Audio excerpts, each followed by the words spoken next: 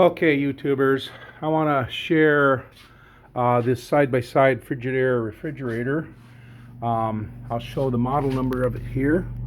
Hopefully you can see that. I'll set it on here for a minute. This one here is it's just a LED readout, and what I had the problem was it was freezing on the freezer side. In fact, it was getting down to like 15 to 20 below. So I followed all the YouTube tips and tore everything apart, and the fan was running in here.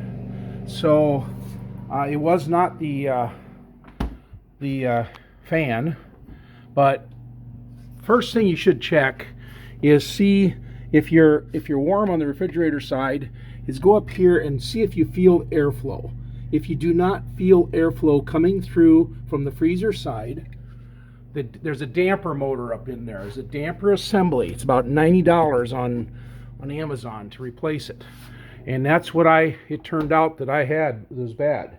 So I replaced it, and now the refrigerator is getting air circulation up the top, and everything should be fine. I checked with an ohm meter, and that little motor for the damper was open, so it did not have any resistance, so I knew it was bad. So I just went ahead and bought a new one. Okay, I just wanted to share that. This in the video.